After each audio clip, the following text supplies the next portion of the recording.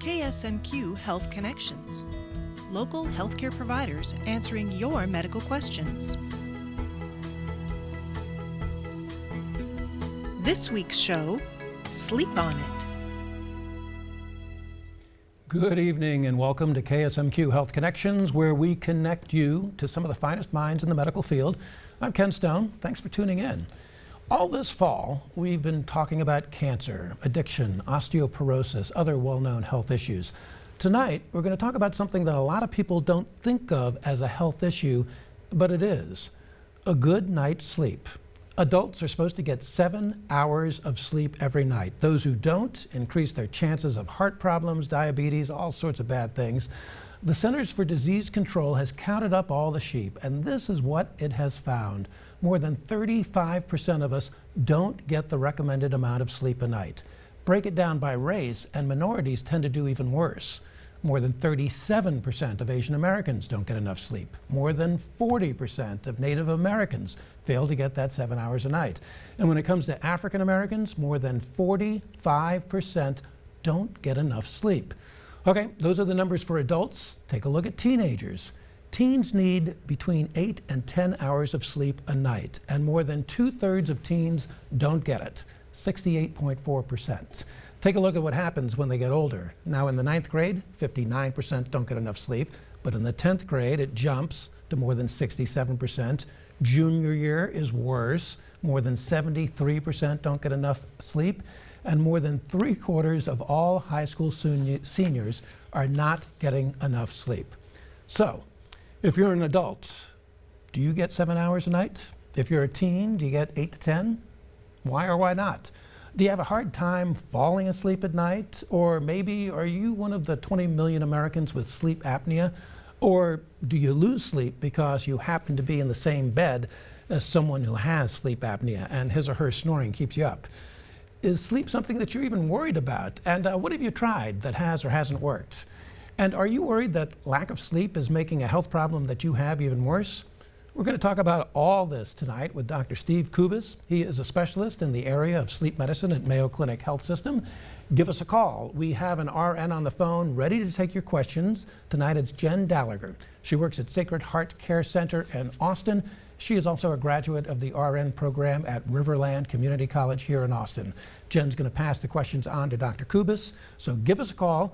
Our number is going to be on the screen for most of the show, and you can also send us an email. The address, healthconnections@ksmq.org. We actually started our conversation last week when one of our crews was out in Owatonna. Let's hear what some folks there said about getting enough sleep. I average about 6 hours of sleep a night. And is that enough? It seems to be enough. I seem to function okay. I do sometimes wonder if a little more sleep might help me out as well. I would say about 6 to 7 hours of sleep. Well, I shoot for 8 hours. Does that always happen? No. How much sleep a night do you get? Well, as I get older, things have changed. I go to bed around 10, 10:30, and by midnight, I'm wide awake. So I usually get up, and then I go back to sleep, and around 3 o'clock, I got to get up again. So I'm in and out of bed all night long. So I think I maybe only get about 4 hours of sleep, 2 at a time, you know? Yes. Not enough. Do you ever have trouble falling asleep? A little bit, yeah, because my mind races and, kind of what the day needs to happen for tomorrow and what I should have done. And I feel like sometimes I should just get up and write that stuff down. People have told me that, but I've never done it. That's usually not a problem. By the time I go to bed, I am ready. Do you have trouble falling asleep? Sometimes, yeah. Yeah. What do you do? A lot of times I'll take melatonin, or I'll do a meditation or yoga video before bed, or CBD oil seems to help too, so I tend to go the natural route.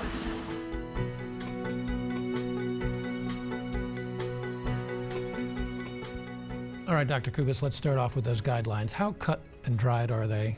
7 hours a night.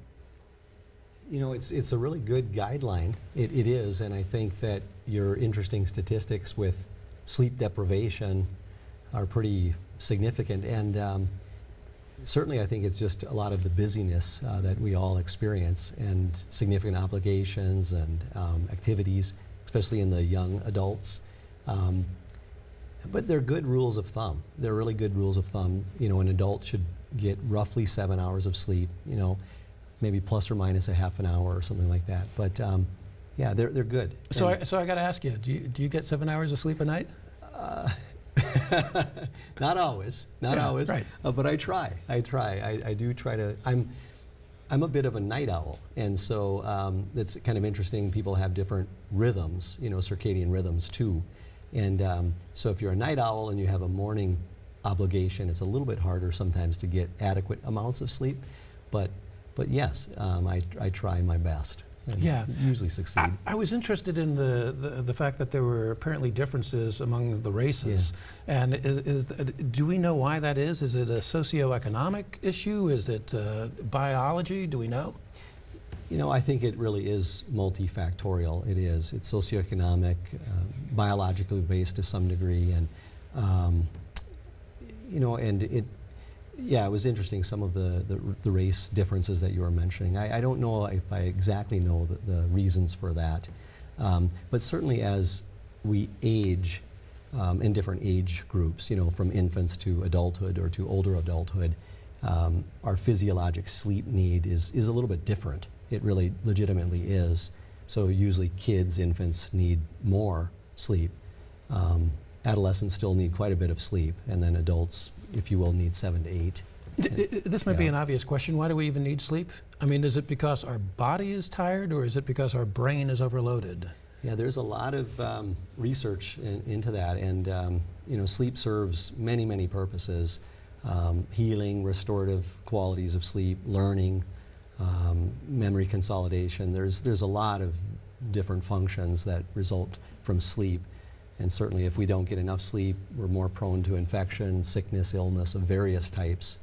And memory is compromised too, learning is compromised. So those would be some of the really big factors with sleep deprivation. All right, once again, I invite you to join us in this conversation.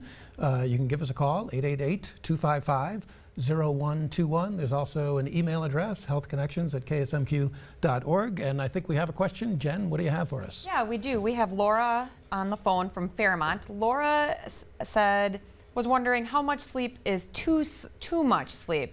The doctor mentioned 7 hours. She's getting 10, 11 hours some nights. She just can't seem to stay awake, and she's wondering, is that too much or is that okay, and what should she do about it? If that's an adult, at 10, 11, 12 hours is above average. It would be above average.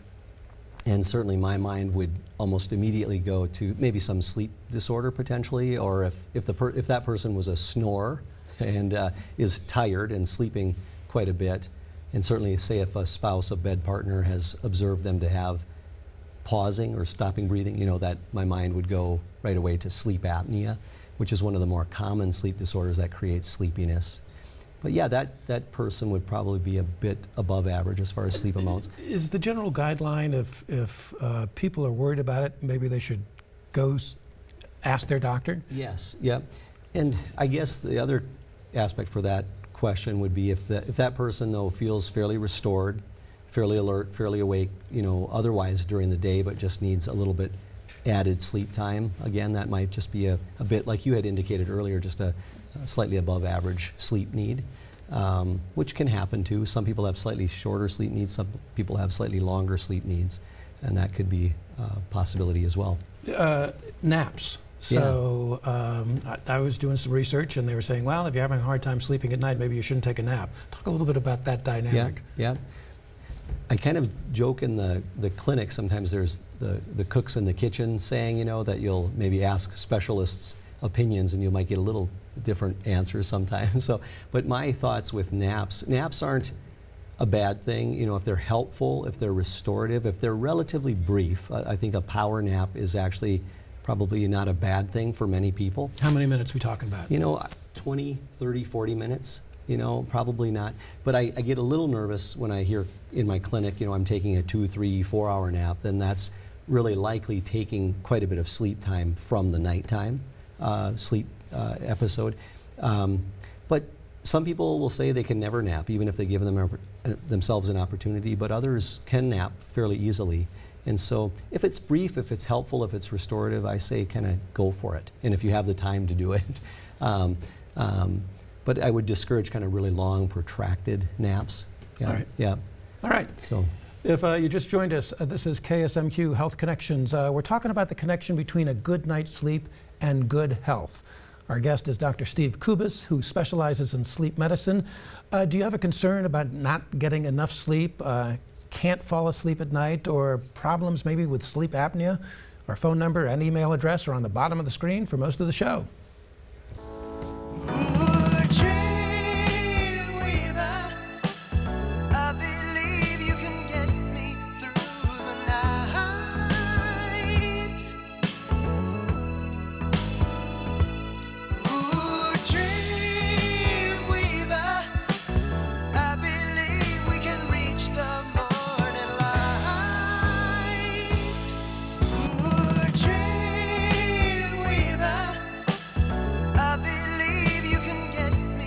All right, let's talk about sleep and teenagers. You have a teenage son, senior in high school. Correct. One of those guys probably not getting enough sleep. that is correct. Yes, you're right. So what's the importance of the teens getting sleep? Why do they need it more than we do, we adults? Adults. You know, again, it's I think it's a physiologic issue, and as your nice statistic showed, even infants, need even more sleep, and then toddlers, adolescents. So adolescents, again, 8 to 10, even 9 to 11 hours of sleep. But the irony is that adolescents are very, very busy. I mean, there's sports, there's extracurricular activities, there's youth groups, there is just tons of activities that they're doing. And so it's a setup for being so busy that then they're up late, having to get up early for school, and they're not getting right. They're going sleep. Correct. Until 11, 12 at night. Yes. And then, right. And have to get up the next morning. Right. So let's talk about strategies, and not just for teens perhaps, but for all of us. So if you're having a hard time getting to sleep at night, so what do you do? Yeah. Big picture strategies, I think, even one of the clips that was shown just earlier, she said she went to bed and then woke up a few hours later, and then kind of that process repeated itself. But usually I would suggest, if you're having a difficult time getting to sleep or getting back to sleep, is do something distracting and relaxing. I would try to avoid laying there and trying to fight yourself to sleep. That usually will backfire.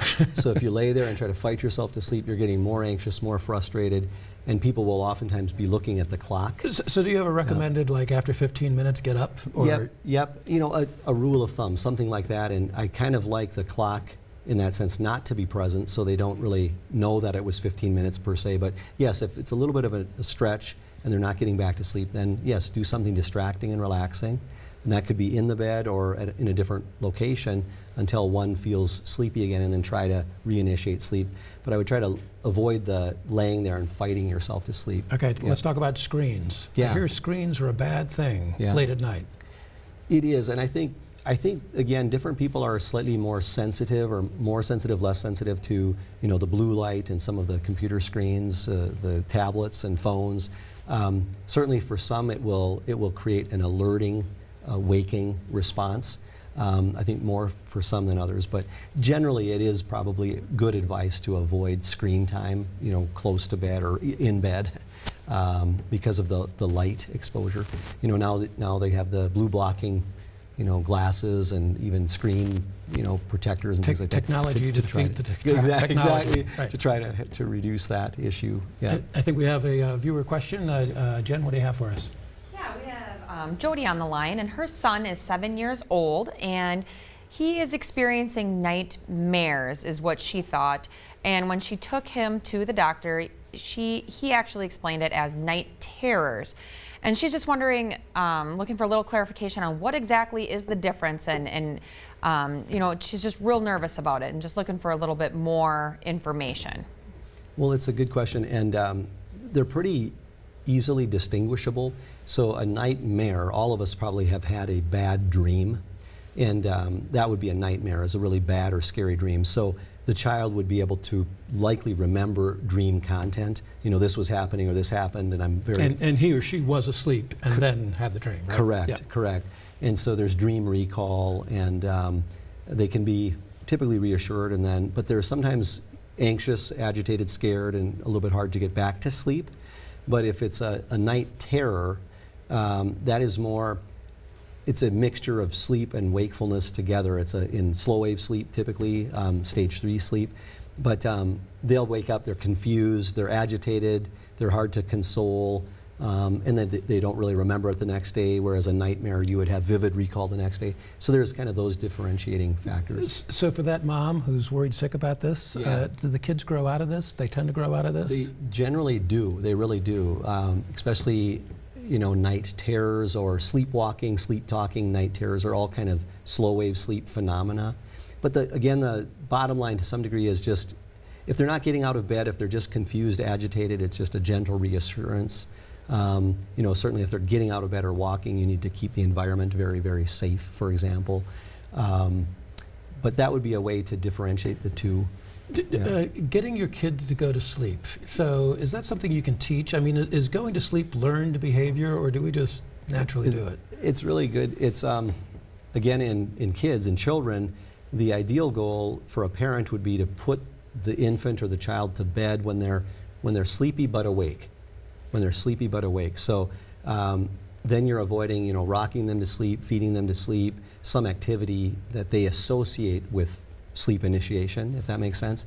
So that's a condition within pediatric sleep medicine, sleep onset association. So you're trying to have them learn how to initiate sleep on their own versus associate sleep onset with something else. And so that's a really important thing for parents of young children to know. You know, put them to sleep when they're tired, but when they're awake, preferably, so they're able to initiate sleep without associating with something else. Let's talk about some other strategies. Melatonin, the woman at the top of the show talked about, I try to go the natural route, melatonin sometime. Right. Talk about that. Melatonin, good, bad thing? You know, I think it's generally okay, and you know, there's been some research to indicate that a lot of the over-the-counter melatonin products have drastically varying amounts of melatonin within the pill itself. So that's an issue. But a lot of people use melatonin as a sleeping pill, but actually melatonin is a naturally produced hormone in all of us every afternoon, evening. So there's what's called a dim light melatonin onset. And so again, it's a circadian rhythm that happens in us every day. So usually for sleep initiation or to help with sleep initiation, I generally recommend taking it a little earlier in the evening versus right at bedtime. And so most people don't do it that way. They take it at bedtime like a sleeping pill, but really melatonin isn't a great sleeping pill that way. It should be taken earlier. All right. Hey, we still have a bit more than 5 minutes to go or so. There's time for you to give us a call with your questions about sleep. Dr. Steve Kubas from Mayo Clinic Health System is here to provide some insights. Our number, 888-255-0121, and you can email us. Our address, healthconnections@ksmq.org.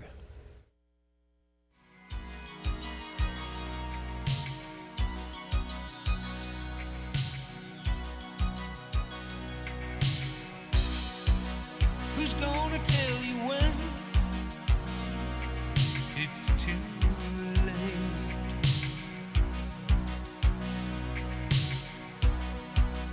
Who's gonna tell you things aren't so great?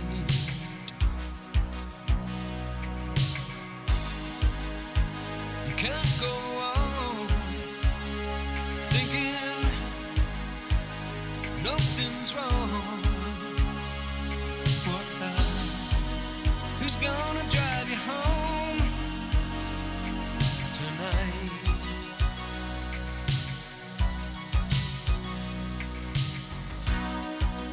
Who's gonna pick you up when you fall?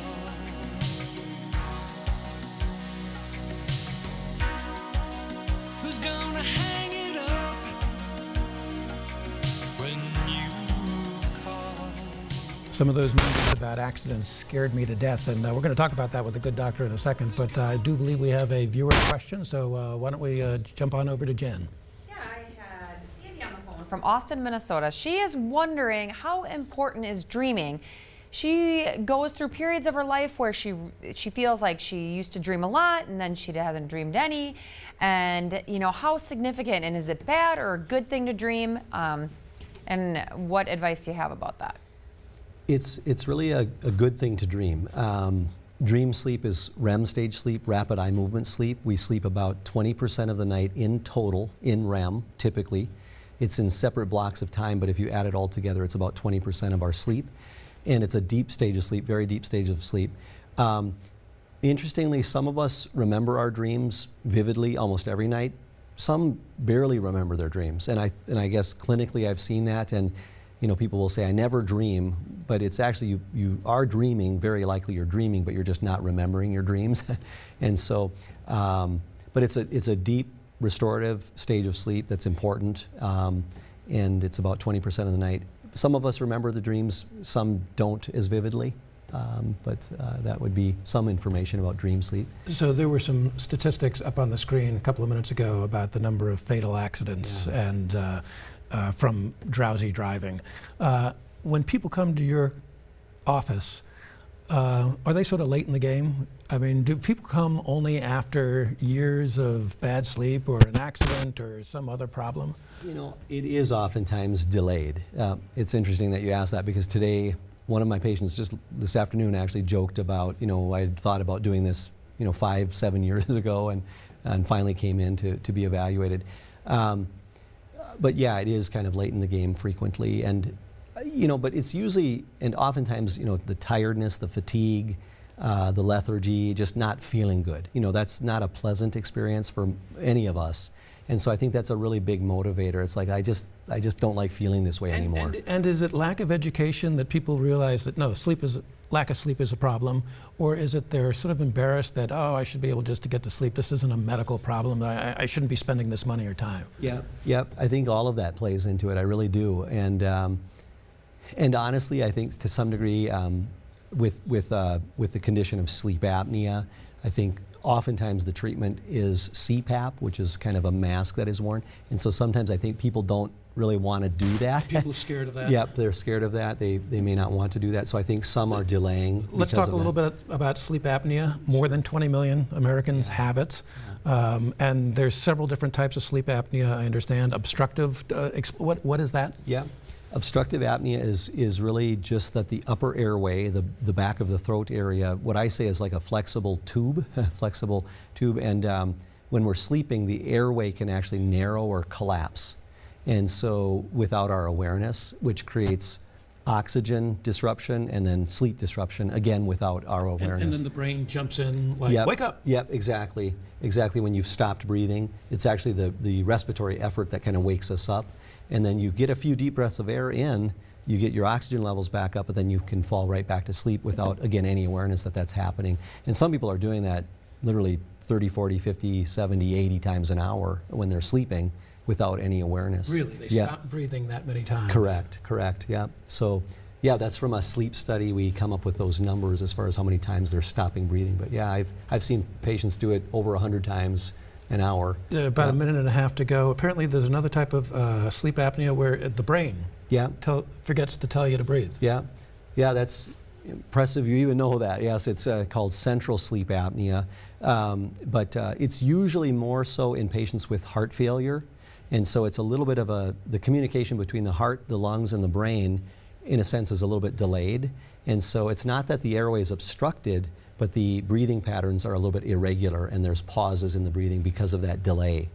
But that's called central sleep apnea. About a minute to go. Sure. Make your pitch. All right. That someone who thinks they may have sleep apnea, or their partner does, that don't be afraid of the CPAP or other treatments. Yeah, yes, I guess in a sense my thoughts there would be, yes, don't be afraid of the CPAP in a sense, and there are other options other than CPAP to treat sleep apnea. There legitimately are nowadays. But usually patients, if they can give CPAP even a week or two and just realize it's going to be some getting used to, the far majority of patients can really get used to it and do very well. And I've literally through the years, hundreds of patients have said, I literally can't sleep without it at this point. I feel like I just benefit so much from it. So, but that's, you know, one condition of sleep apnea, but that is a very common condition, and especially if you snore, you're tired. If somebody has observed breathing pauses, you really probably should be evaluated. And we're just about out of time, but you see the difference after someone does CPAP or some other treatment? You see the difference? It's really, that's one of the most fun things of sleep medicine, is to see the before and after for some of these patients, and it's really a pretty incredible change. All right. Thank you much. Yeah. That's all the time we have for tonight. Dr. Kubas, thanks a lot for spending the time here. And I'd like to thank our nurse, Jen Gallagher, who handled the phone calls, and thanks to you for watching and sending us your questions. Next week, how researchers are using the body to heal itself. It's called regenerative medicine. Not to simplify it too much, but maybe instead of a kidney transplant, you're just going to grow a new kidney. Regenerative medicine has all sorts of implications for people who are paralyzed or who have chronic diseases, and the future is almost now. So we're going to talk about that next week. Hope you can join us. Dream a little dream of me. Say nighty-night and kiss me. Just hold me tight and tell me you miss me. While I'm alone and blue as can be, dream a little dream of me. Stars fading, but I linger on, dear. Still